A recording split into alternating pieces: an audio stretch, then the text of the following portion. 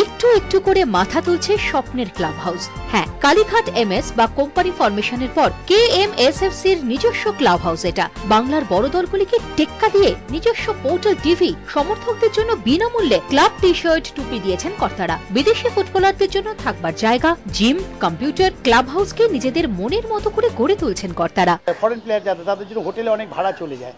তারপরে থাকছে এখানে একটা কনফারেন্স রুম থাকছে, উপরে থাকছে জিম এবং কম্পিউটার সেন্টার, তলায় থাকছে এমনি আমাদের বিভিন্ন indoor activities, carrom, table tennis, এই যে এগুলো ইনডোর অ্যাক্টিভিটিসগুলো, তার ডাক্তার বসানো।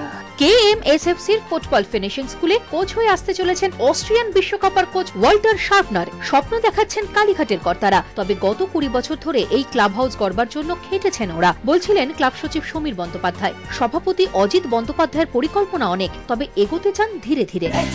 অ্যাকচুয়ালি এটা আমাদের 92 সাল থেকে এটাকে আমরা ফান্ডটাকে রেস করে এটা আমাদের করছি। ধীরে ধীরে এগোচ্ছে। আগে স্কুলটার ব্যাপারটা একটু এগিয়ে নিয়ে, সব তো বলে ফেললেই শুধু হলো না, তাকে বাস্তবে রূপ দেওয়ার জন্য যেটুকু সময় দরকার সেটুকু আমাদের দিতে হবে। কলকাতায় অলিভার কানের বিদায়ী ম্যাচ করা কৌশিক মল্লিক কেএমএসএফসির মেন্টর। ইতিমধ্যে ভুটানের ড্রুকস্টারের সঙ্গে গাঁটছড়া বেঁধেছে কেএমএসএফসি। কৌশিক জানালেন আরো বেশ কিছু আন্তর্জাতিক ক্লাবের সঙ্গে চুক্তি করতে চলেছেন তারা।